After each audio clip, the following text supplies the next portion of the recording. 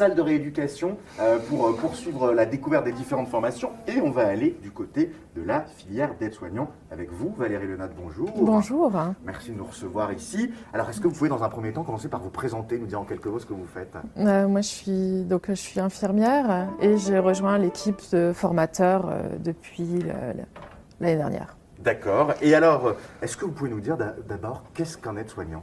Alors, un aide-soignant, c'est un maillon indispensable d'une équipe soignante. Il assiste l'infirmier dans les soins de la vie quotidienne. Il va contribuer au bien-être des malades, il va les accompagner dans les soins de la vie tous les jours, il va l'aider au maintien de l'autonomie. L'aide-soignant, c'est on va assurer les soins d'hygiène, de confort, comme on le connaît le plus souvent, quoi. Donc c'est vraiment un maillon, vous le disiez, indispensable, qui a une présence quotidienne et qui a un soutien. Comment ça va se dérouler, justement, la formation pour devenir aide-soignant? D'abord, combien de temps ça dure? Alors la formation, elle dure 11 mois. D'accord. Elle alterne de la théorie et de la pratique. Il y a plusieurs modules qui se suivent.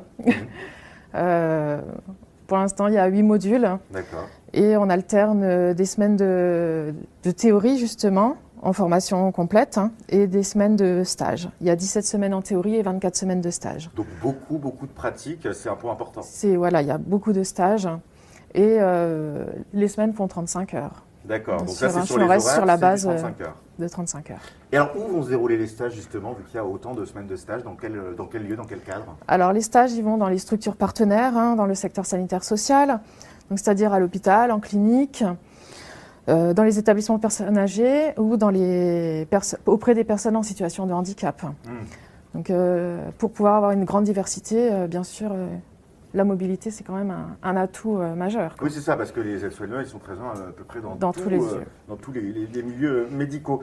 C'est quoi, selon vous, les qualités pour être aide-soignant? Qu'est-ce qu'il faut avoir comme force en soi? Alors, il faut avoir un équilibre, en fait, entre le savoir-être et le savoir-faire, pour pouvoir prendre en charge correctement les patients ou les résidents dont on va s'occuper. Donc c'est bien d'avoir des qualités relationnelles, savoir faire preuve d'empathie, savoir écouter, être patient, faire preuve de rigueur, mais il faut aussi savoir apprendre, parce qu'on apprend continuellement tout au long de notre métier. Avoir un esprit d'équipe, parce qu'on travaille toujours dans une équipe, c'est souvent des équipes pluridisciplinaires.